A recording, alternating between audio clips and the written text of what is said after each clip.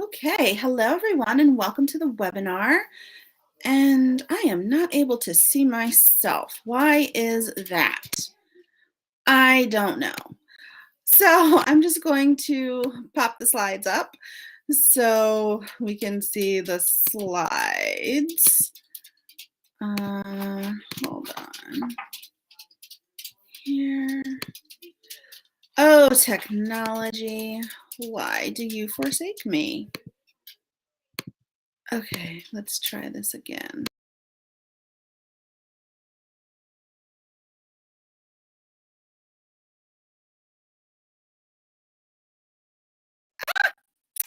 There we go. All right, let me grab my slides again now. Sorry about that, guys, I don't know. Okay, so welcome to the webinar. This is 5 ways to practice self-care, and I have a little worksheet for you.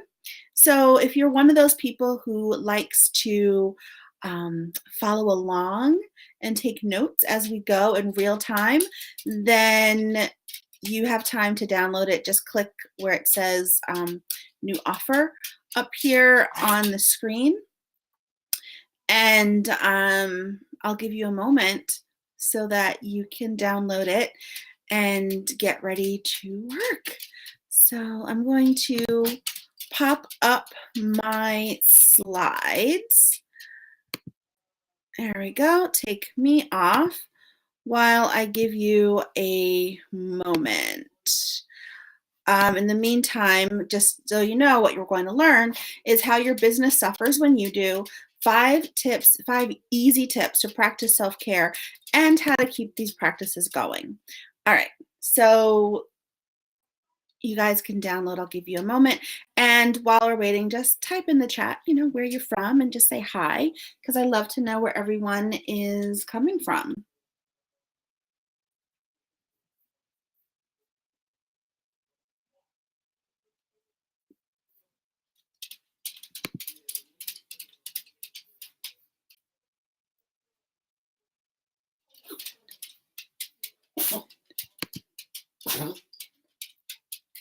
Okay, so hopefully you have been able to download what you need. And my dog is having a little fit. So while we're downloading, just give me 1 second to sort him out. Okay. My poor dog, he is 6 pounds of fluff and fun, but he's got a little cough because of his heart. So just try to take care of my little pumpkin as much as we can. All right, so let's get started. Guys, are you ready for that? All right, so we're talking about self-care today and why we need to have self-care in our lives. So unless you're a hermit and you're locked away in like some blackout zone between 2 mountains, you're probably aware that self-care is a topic that online entrepreneurs can't afford to ignore, especially us ladies. And if you're a coach like me, you may be here because you're surprised at your own inability to practice what you preach. If that's true, if that's you, can I get a hell yeah in the chat? Because that is me some of the time. And it's no secret that coaches and women in general, we tend to look out more for others than we do ourselves. And if you're still working yourself to the bone, you're just paying lip service to the concept of boundaries. And this is probably a concept that you teach. I see a lot of hell yes in the comments, yes. By changing your habits enough to invest time in your own self-care, you'll actually do more for your clients and followers, and you'll do it in a more focused, efficient, and enjoyable manner. Enjoyable. Let's love what we do. So why is there a plane here when we're talking about self-care? And I'm not just saying take a trip, although taking a trip is one of my forms of self-care. But working all the time or feeling guilty whenever you're not working, these are clear signals that you're on the fast track for burnout. And you'll feel like this airplane here, high up at 30,000 feet and flying on its last fumes of jet fuel. So, what happens to a plane if it runs out of fuel mid flight? Disaster. That's what happens, disaster.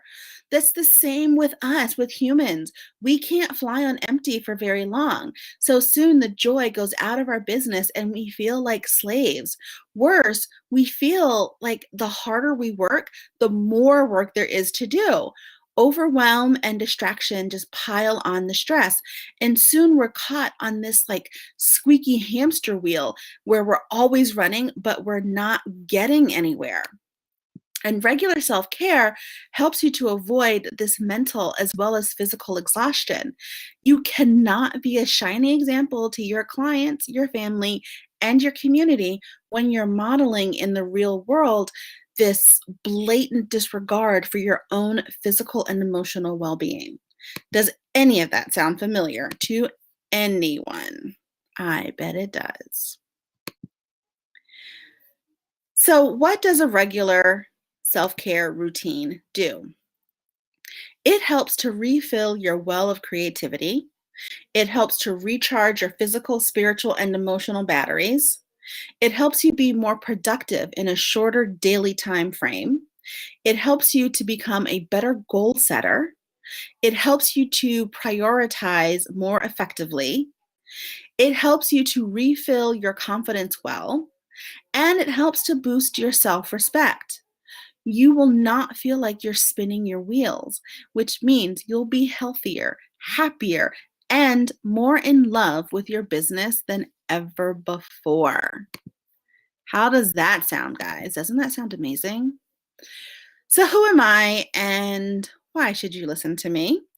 My name is Jasmine Bryant. I am a certified holistic health coach, an Amazon bestselling author, a mindfulness expert, and a global essential oils educator, which means I am a stressed out entrepreneur.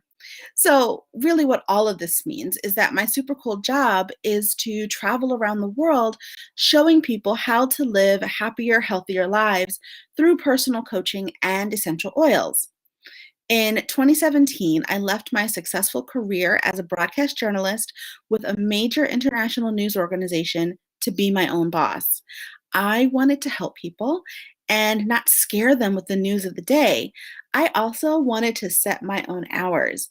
Now, no one told me that as an entrepreneur, my working hours would pretty much be 24/7. And I used to be a champ, you guys, at dedicated self care because I had to be.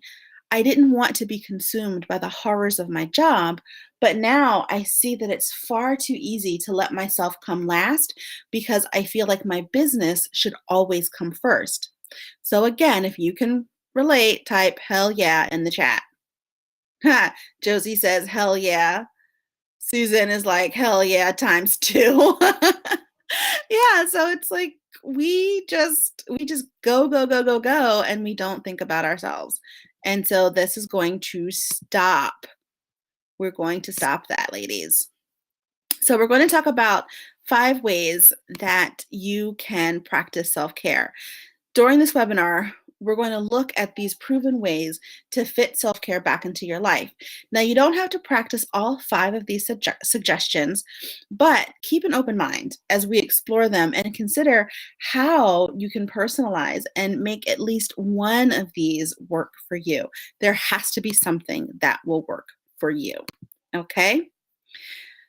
So, the number one, and they're not in any particular order, but this is my first tip for you, is to journal every morning. Now, there are supposedly 2 types of people, those who love journaling and those who don't. I, for the longest time, have firmly been in the category of those who don't. But then there are also people who don't realize they simply haven't discovered the right journaling option yet. Your learning preferences and other factors play a large part in your feelings about journaling. Sometimes it's a case of having misconceptions or stuck perceptions about what journaling is and isn't. And that was probably more me than just blanket, I just didn't like to do it. So if you dislike journaling, then check out these following reasons and see if any of these journaling beliefs apply to you.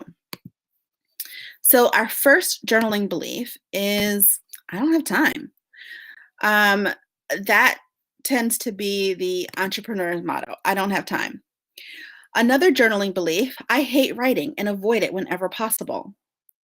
I mean to, but often forget, and I misspelled too. Oops. I've started so many journals that I always abandon them. This is too much like work that I do in my business. Any of these sound familiar so far? I counsel my clients. This feels like counseling myself.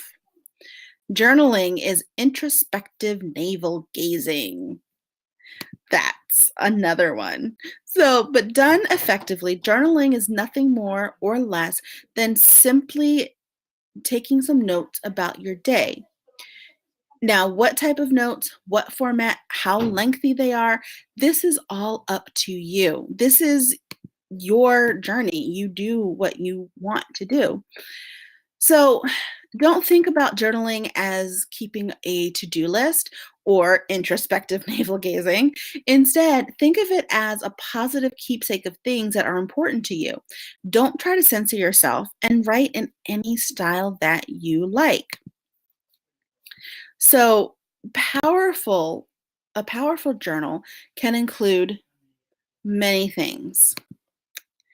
It can be compliments that others pay you, those really specific ones that provide validation. It can be things that inspired you that day. It could be tasks that you forgot or remembered. It can be insights or ideas that you came up with. It can be the people or things for which you are grateful. Now, you can give your journal any type of focus or theme. For example, you may decide that what you really want is to keep a gratitude journal. That's what I do each night. Um, you might want to keep an ideas journal or a resources journal. But the best type of journal to start with is a simple general journal until you figure out what you write most about and what means the most when you read your past entries several months later. And for me, the gratitude journal is just that. I love reading back um, how things were. So, how to start journaling? Because that's the thing, right? Like you think you want to do it, but how do you do it? So, spend 15 to 20 minutes each morning while you're drinking your coffee or having your tea, eating your breakfast, and just pour out your thoughts and dreams and goals onto the page. Don't worry about formatting, don't worry about spell checking, just free write. Scribble down whatever occurs to you and don't censor yourself. It's a far better use of your time than scrolling through your Facebook feed. So, doing this serves several functions. If you journal the same time every day, you'll create a habit. The longer you do this without interruption, the stronger the habit. It will help also, excuse me, to discover your patterns and preferences. For example, what do you like to journal about? What comes up frequently in your journal? How are you using it most often?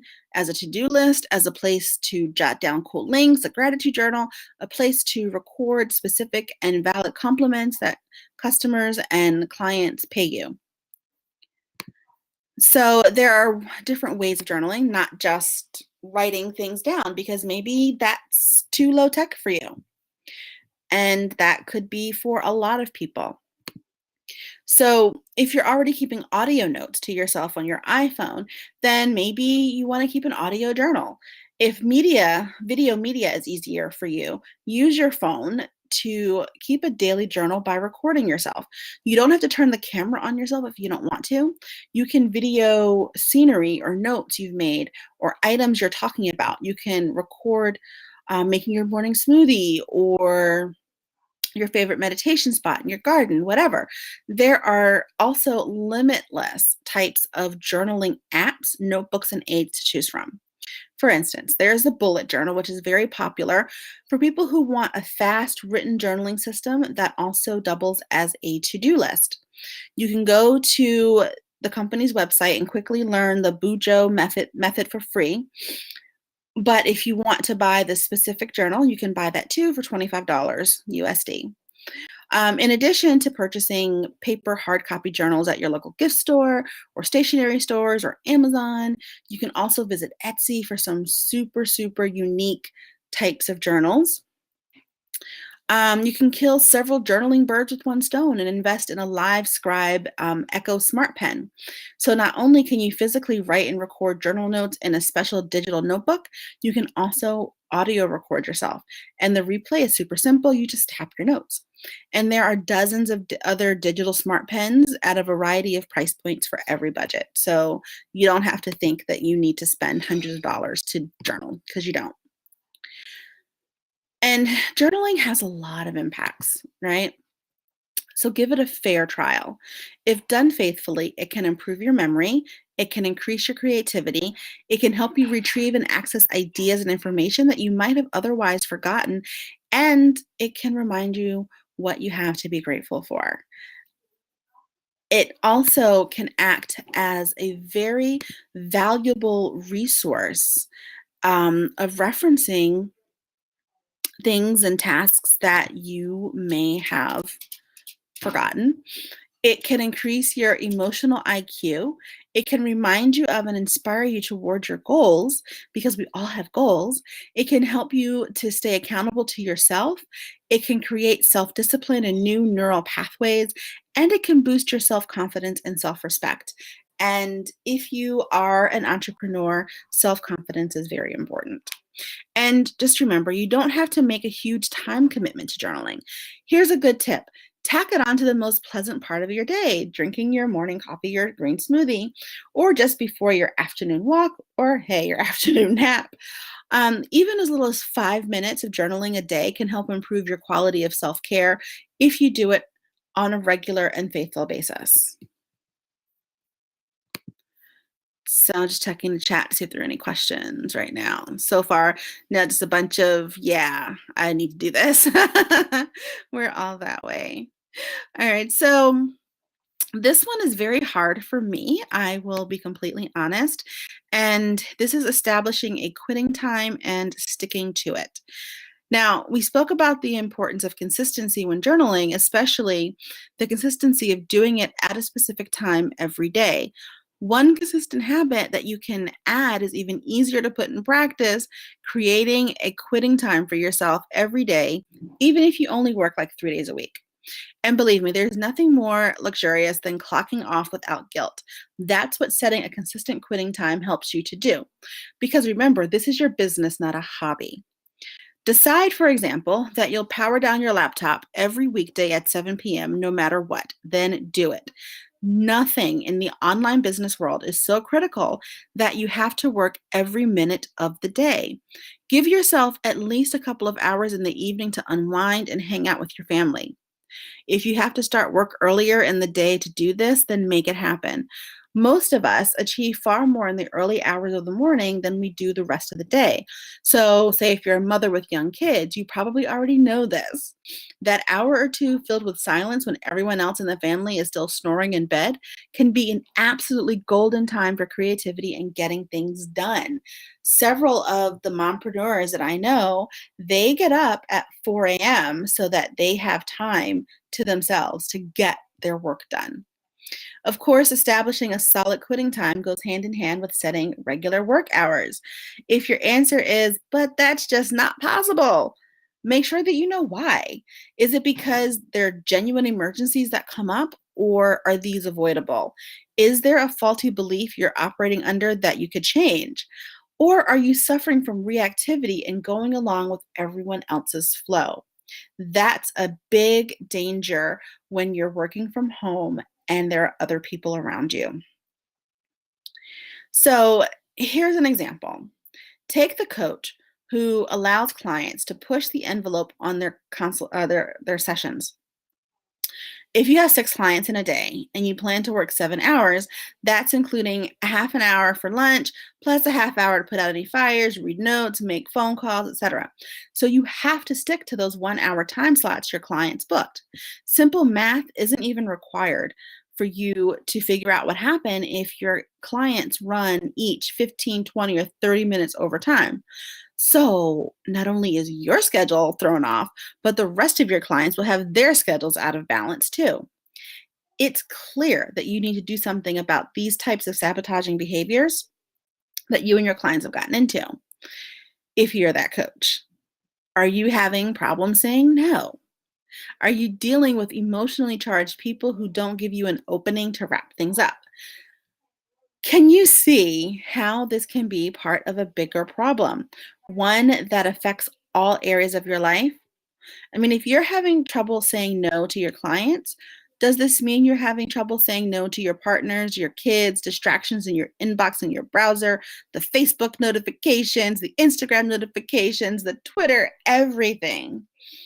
So, even if it's just one area in your life where your boundaries are too elastic, that ripple effect can have widespread consequences. This is this is also like the most common way that this habit of not saying no to yourself or others can impact your business life and put you in a burnout situation, if not an all-out tailspin. So I'm seeing some people in the chat. Heather is saying tailspin. Yeah, Joy is saying, "What's quitting time?" Question mark, question mark. Yeah, we don't need to do this, guys. We don't need to do this. It's okay to say no. So give yourself and your boundaries a tune up. Download a good self help book, such as When I Say No, I Feel Guilty by Dr. Manuel J. Smith. His Assertiveness Bill of Rights is a great reminder or a teaching tool and is totally worth the price of the book all on its own. And you can also get it through Audible in an audio format if that's better for you. Another excellent book on assertiveness is Too Nice for Your Own Good by Duke Robinson. Sorry. His book details 9 common mistakes, such as trying to be perfect, not saying what you want, taking on too much, and so forth. See, I'm saying some more hell yes. Both books are easy reads and great refreshers on assertiveness. Even if you don't have time to read right now, even if you feel there is no hope of cutting back on the hours you're putting in at this stage of your business, do yourself a huge favor. Please do this huge favor for yourself and establish a set in stone regular quitting time. This is one of the best steps you can take toward regaining your control of your schedule and practicing healthy self care. Who is going to give themselves a regular quitting time? Say yes if you are. I've got a couple of yeses, not as many as I'd like, but just do yourself a favor, guys, and have yourself a quitting time. So, number 3, clear your calendar. There is no need for you to have coaching calls 5, 6, or 7 days each week. Instead, set a calendar that allows you to have at least a couple of call-free days so that you can regroup. And this goes for your team too. And so if you're a network marketer or a health coach, a life coach, a business coach, whatever, you and your team need time to regroup. Another book to check out is Cal Newport's Deep Work: Rules for Focused Success in a Distracted World. And this is also in an audiobook format. So maybe you only have time to listen while you drive or when you're watching the kids at, some sporting practice.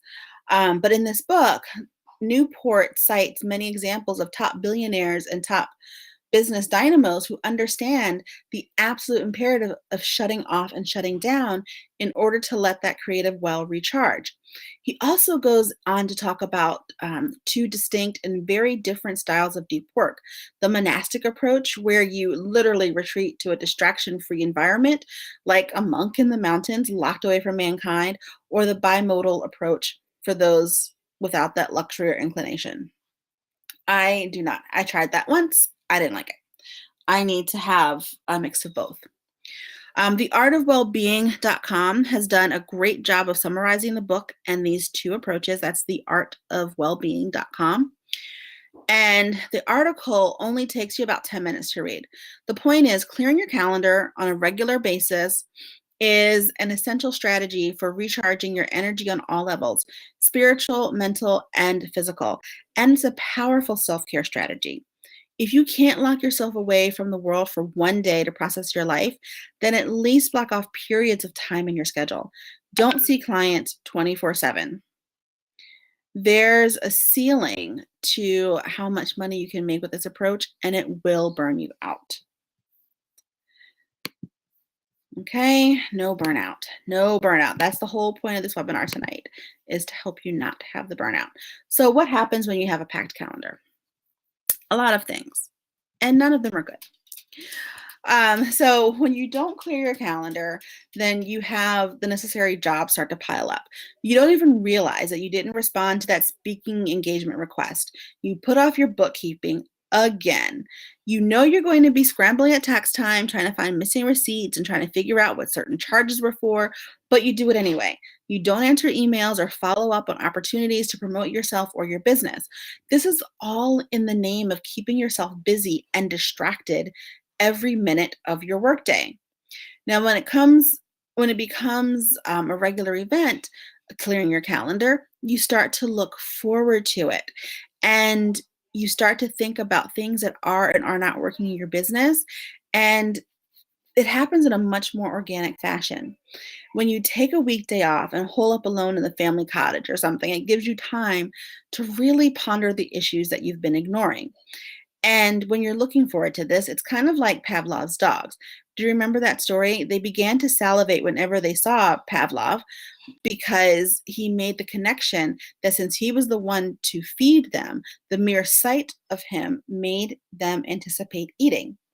In the same way, with regular unplugged sessions, your subconscious will anticipate brainstorming, allowing creativity to come through and recharge. And note the emphasis on regular. It can't be just once in a while when you think about it. It's got to be a regular session. So how do we do that, Jasmine, you ask? I'm glad you asked. So these regular unplugged sessions, here's how they work. Take a notebook. Try for one specific day a week or a morning or an afternoon that's just yours alone, completely unplugged. Take that notebook and pen with you, because I'm willing to bet that's the time when you'll remember important things you need to take care of, but just note them, right? Don't drop everything and do them. Keep on being unplugged. You'll get ideas for new programs or products, new promotion ideas. You'll think of new offers and why they're likely to work. You'll realize you've been wasting valuable billable time doing shallow tasks that could easily be done by a virtual assistant. You may find yourself making lists of those tasks so you can delegate or outsource them when you get back to your office. But the key to making this work is to not plan it as a working session. Let the realizations, the thoughts, the ideas flow naturally, and enjoy your unplugged time. Plus, you can schedule these client-free mornings or days to give your team members a chance to regroup too. That way, there's no burnout anywhere on your team, and you'll be able to congratulate yourself when you see a powerful increase in productivity and well-being. Remember, idea session, not a work session. Regular. Number 4, meditate. Everyone tries to meditate, right? This is a great way to recharge your batteries. So just learn to meditate, guys. It doesn't matter what your spiritual beliefs are. Meditation is something that everyone of every faith or mindset can easily do. And if you haven't considered it before, give it a try. You can fit meditation into your unplugged day or session, but it's a much more powerful and effective strategy to do it every day. Just 5 minutes of deep breathing and mindfulness before you kick off your busy workday can have a powerful impact on your concentration levels and creativity. And I was of the camp of meditation, but I truly noticed a difference in my productivity levels during the day when I just spend 10 minutes meditating before I get out of bed and shower and brush my teeth and put on my face to to start my day. And meditation just involves stilling that incessant mind chatter. And that's really kind of the natural enemy to self care. True meditation is transformative. It helps you to banish the mind chaos and develop clarity. And deep breathing is a part of that. But we'll talk a little bit about that in a moment. Meditation is essential if you want to create a calm center. You might hear people say, and you might be one of those people, again, I was, who say, I tried meditation, but I couldn't shut up my mental chatter. That's okay. That's the first step of learning to meditate, not trying to shut up that mental chatter. Instead, you explore it, you note it, and then you turn back to centering yourself through your breath. Use a mantra, a word, or a phrase repeated over and over. That can help you shut out the mind chatter too. If you don't know what mantra you want, you can Google, I need a mantra for meditation. There are apps for meditation. So there are no excuses. Once you get into it in whatever form works best for you, meditation allows you to uncover your own mind patterns and figure out why these do and don't work for you. It also allows you to harness them into a more positive form that actually helps instead of distracts. And meditation can be as simple as shutting your eyes and claiming 5 minutes while you breathe deeply, or you can follow a particular meditation style. And yes, there are several meditation styles.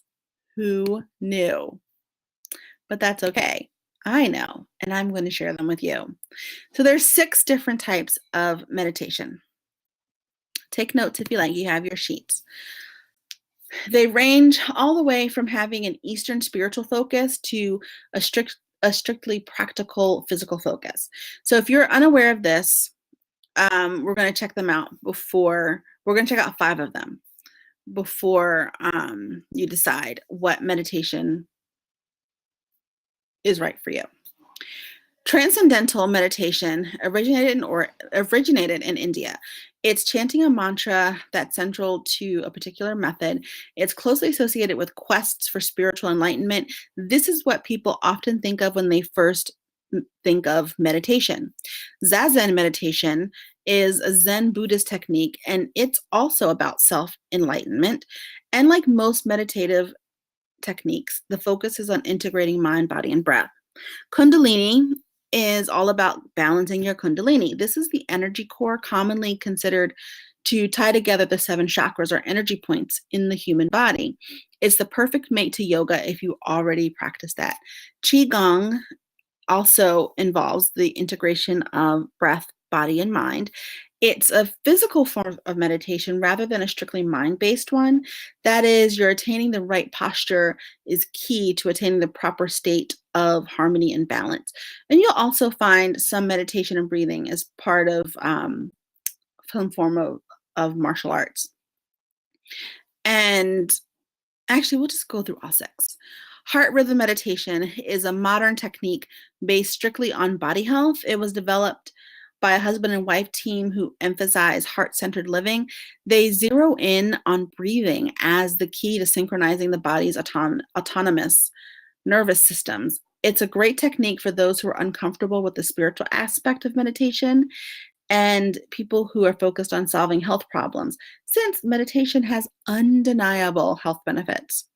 And the last one is mindfulness meditation. It's one of the newest forms and also the simplest. It's based on breathing. It's a comfortable seat, learning to redirect distracted thoughts. This is a wonderful summary. You can find that on mindful.org.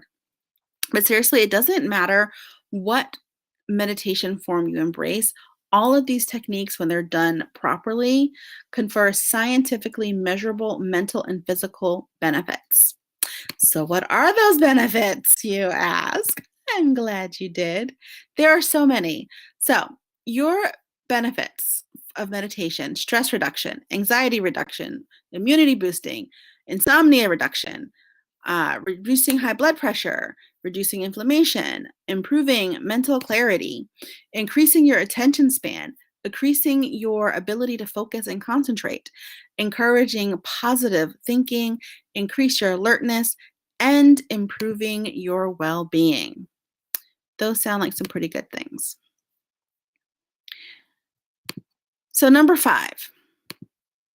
You guys have any questions? Okay. So number 5. Consciously avoiding the negative. Another way you can practice self-care is avoiding anything negative.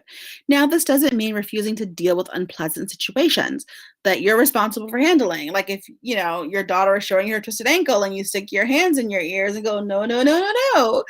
But it does mean that you can take steps to reduce the bombardment of unnecessary negativity that we all face, especially in this time of social media.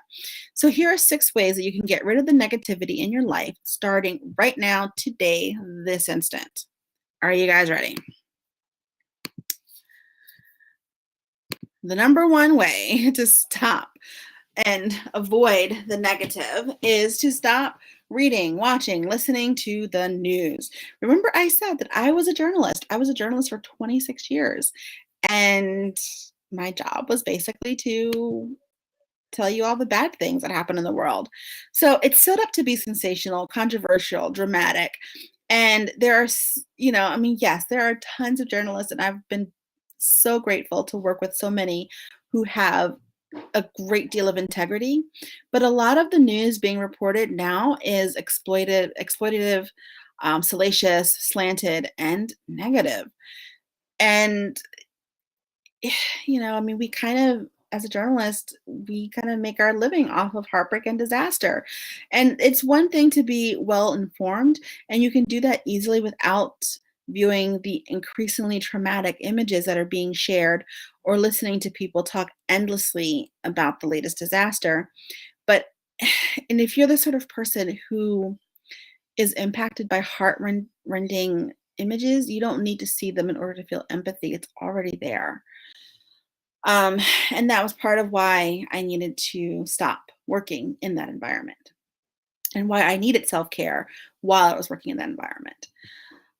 Stop watching negative TV shows. These can be as addictive as sugar to horses or sugar to people, but they're not edifying. They deal with people being cruel to others, whether that's abusing them or simply sniping and griping on reality shows. Uplift your mind by finding shows that make you laugh or teach you new things about the world around us. Or read a really good book instead and just stretch your neural pathways. Turn down the negative invitations or the invitations of negative friends. We all have a negative Nelly in our life, right? This shouldn't be hard. If you really think about how you felt the last time you said yes to that person, negative friends are the ones who make you feel bad about yourself. They're friends who gripe or gossip about other people. They focus on failure or talk about poor me. The result is always the same. You leave feeling worse than when you arrived. When you start turning down those invitations, it's important to remember you don't owe them a reason. All you have to say is, that's not going to work for me on Saturday, or no thanks. Start trying that. Just say no thanks. I mean, really, the less you say, the better. And you probably already noticed that if you feel you have to justify a refusal with a reason, they automatically start arguing until you give in. And it's going to be something like, oh no, I'm sorry, I promised myself to ride on Saturday. And they say, oh, come on, all work and no play isn't good for anyone. It'll be fun. You can always work another day. So just say no. Unfollow the whiners on social media. Yeah, some of them entertain you, but some of them tire you out. And neither one is a valid reason for staying and wasting your time on their negativity. It's been pointed out many times by the successful that where you focus your energy, you manifest. A popular Native American parable illustrates this point perfectly. Here's a paraphrase. It involves a grandfather who tells his grandson there are 2 wolves inside people, perpetually battling each other. One that is good, kind, brave, trustworthy, and loving, and one that is weak, selfish, unkind, and a liar. The grandson asks, which wolf wins? The grandfather says, the wolf you decide to feed. Let that sink in for a second, guys. If you're stuck hanging out with negative people and whiners in real life or online, you are feeding the wrong wolf. Ditch the negative self-talk. You also do not need to have any negative messages that you are giving yourself, and you might not even realize you're doing this. Negative messages often echo people from your past, sadly, usually your own relatives, as well as your teachers or toxic bosses. You might find yourself repeating these withering phrases like your mother repeated when you were growing up, or hearing a feared teacher's voice in your head.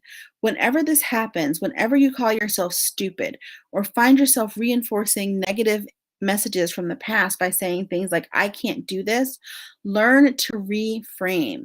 Do it right away, out loud if possible. For example, if you greet stressful financial situations by constantly thinking, I'm so bad with money, correct yourself. Say something truthful with a positive slant, like, I find it stressful when I forget to pay a bill, but I can easily fix that right now, and then figure out how to do it and just do it. Pay yourself compliments, you guys, especially us ladies, we don't do this enough. Pay yourself a compliment and take it one step further and start saying nice things to yourself. And notice when you do something competently. It will feel strange or even a little silly at first, but if you're the one who achieves something, enjoy it and bring positive people and energy into your life to fill that void left by the negative people. So here's how you bring on the positive. When I see a lot of people saying, yes, I don't pay myself enough compliments. Yeah, we need to pay ourselves compliments and we need to accept our compliments gracefully. So here's how to bring in the positive. And it's pretty simple.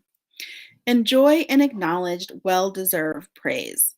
When someone posts a glowing comment on your blog or your social media page, acknowledge it, even if it's just thank you, and then take a moment to enjoy it. If you're journaling digitally, then take a screenshot and put it in that day's journal entry. Better yet, make yourself a success diary and fill it with things like your favorite specific compliments, client acknowledgments, or testimonials, or just any positive comments from your blog or social feeds. Whenever you're feeling down, take out your success journal and enjoy rereading it, because these comments made you feel happy when you wrote it, and they'll make you feel happy to read it again and remind you who you are and what you do. And do something nice for others. Now, chances are you're already too familiar with this, but I'm thinking more the concept of paying it forward. Do this as an internal homage to those who helped you. Pick a charity and volunteer your time as well as your money. Mentor someone just starting out in your area of expertise. Give your team members some swag or treat them to lunch just because you want to. Sponsor a child or special needs adult for summer camp. Contribute to a worthy cause in a meaningful way. There's so many things. These are just a couple suggestions, and I'm sure you'll be able to think of even more that are personally meaningful to you. Be the person you want to be. Surround yourself with positive people, and you'll find yourself lifted to their level rather than dragged into yet another soul-sucking conversation. Engage in activities that help heal and inspire. Open yourself up to fun, and remember to relax, guys. Relax. Before you know it, you'll love your life again, and you won't have to worry about any more problems in taking a little time for healthy self-care. It all intersects. So how do we continue to take care of ourselves? Now, I'll be taking your questions at the end of this call, but first, let me tell you about something that can really help you and help your audience. So it's a 4-module self-training course complete with an action plan that you can implement at the end of each module, as well as exercise worksheets that can help you define your plan. It's called the Physical, Emotional, and Spiritual Self-Care Bootcamp for Entrepreneurs. It's a mouthful, but we need it. This is a wonderful first step that you can take in engaging in positive self-care and opening yourself up to the very real possibilities of what can truly be if you look after your health, your body, and your soul. It's a quick and easy self-study course divided into 4 modules. So here is what you will learn. All right. Module number 1 is the whole body entrepreneur. And what that means is you will learn to understand what's really possible if you nurture the whole you, why self care keeps slipping from your grasp, and how to stop that slide, the 7 signs of burnout that you need to take very seriously, the 6 signs of stress and how to permanently diffuse them, what to do when success keeps slipping from your fingers, why you're stuck in distraction and how to get out, how to get back on track and claim the life you dream of. Module 2 is a strong and healthy body makes good business sense.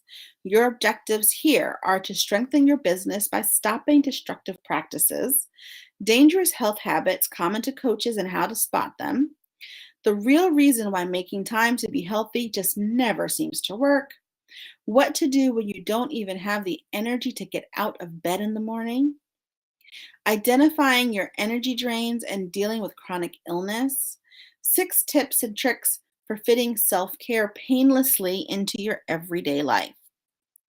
Module number 3 will nurture your emotional well-being, and you'll learn how to set boundaries, especially with yourself, deal breakers, what they are and how to handle them, clients from hell and what to do when they're needy and nice, painless way to divest yourself of energy vampires and complainers, why neglecting your boundaries has a direct effect on business decisions, how to successfully change this nasty habit, proactive negativity handling, what it means to you, creating your emotional well-being profile, how to enjoy it and how to do this successfully. And module 4 is creativity comes from the soul. Here you'll learn to find your deepest and most satisfying motivations, how to truly love yourself,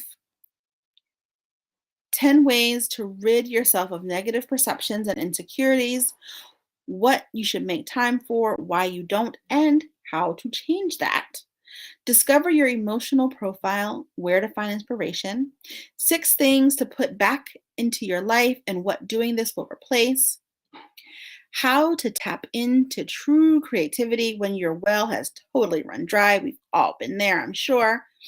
And if you're ready to learn how to get rid of self-sabotaging habits that you're just never able to shake off before, find out why self-care is so hard to put into practice and what you can do to change that, uncover strategies and tips for making self-care guilt-free, be successful coach or businesswoman you've always wanted to be, and set yourself up to enjoy a rich and fulfilling life instead of just knocking yourself flat with unproductive overwork. We don't like it. Julie says we don't like it. Heather, yeah, no. All right, so here's a special offer. And if you click the special offer tab in this webinar, you will get the links to said special offers. So this 4-module self-study course to help you avoid business burnout is normally $97, but today for this web training it's only $47. That's US. That's a saving of $50.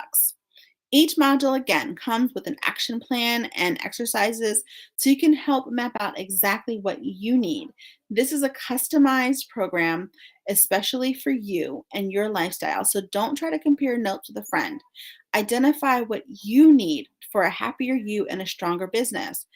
And if you register for this course before midnight Eastern, you'll get a free 30-minute mindfulness chat with me. So just click the offers to pre-book your course.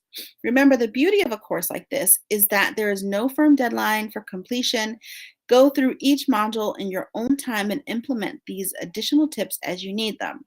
So again, the modules will cover why you need to nurture yourself to have a successful business, taking away destructive practices in order to watch your business grow, how to set boundaries and nurture your well-being, discover what motivates you. And again, each module contains exercises and action plans so you know exactly what steps to take to find that work life balance. A happy life equals a stronger business. So, okay, let's see. Do we have any questions? Okay, Julie wants to know, how long does this course take? It takes as long as you want. It's self-study. So, maybe you want to go through all 4 modules in an afternoon, then go through all 4 modules in an afternoon. I mean, it's up to you. It's self-study. So you do what's comfortable for you. Oh, yeah. So self-care, I I was a champ at it. I used to have regular spa days. On my days off, I would go to like a Korean day spa and spend the day with no internet, being massaged and scrubbed and sitting in salt rooms. And now that I'm an entrepreneur, I feel guilty about not working. So, family dinners, which were something that I was really looking forward to doing because as a journalist, I never had holidays off. So I was looking forward to having holidays off. And so now what I do is I'm working, working, working. So I'm making the time to do these same things that I'm telling you guys to do. Here, let me switch my camera back to me. So yeah, I'm totally taking the time to do what I'm telling you guys to do. This isn't a, hey, do as I say, not as I do, because that's my focus as well, is to really dedicate myself to self-care because I notice that my business thrives when I am happier. And a real case in point, I split my time between Europe and the US. And I've been spending less time in Europe, which is my happy place, because it's a little easier to work my business in the US. And also, I'm helping out with a relative. So, um, so I'm in the US more than I am in France. And I spent a month touring around Europe, and I only worked like, I went for a conference for a week, and then the rest of the time was spent touring around places I haven't been before, and then spending time with my friends in France. And I was with one of my aunts, and I did some essential oils classes. I had a couple coaching calls, but I didn't spend 24 hours a day working. I slept at a decent time, woke up at a decent time. I was doing fun things, and I actually made more money that month than I had the month previous. And that was working a lot less. So, and being happy and doing things that filled my soul. So, that's why I'm telling you these actually work. And if you just follow the steps, then you will see the success that you want because you're going to fill your soul. And when your soul is full and happy, then your business will follow. So, those are my words of wisdom for you guys. So again, if you sign up for this course today, you will get that free 30-minute mindfulness chat with me, which is worth $100 on its own. This 4-module course is normally $97, but today only it's $47, and there's a link for a PayPal, and you'll get access to your course in a couple of days, and you will have lifetime access to your course, so you can go back and take as many notes as you want whenever you want. So if there are no other questions, then we're going to go because we are pretty much out of time, guys. But I really enjoyed this time with you, and I'm glad to see so many people are dedicating or wanting to dedicate self-care, and we'll talk to you soon. All right, bye.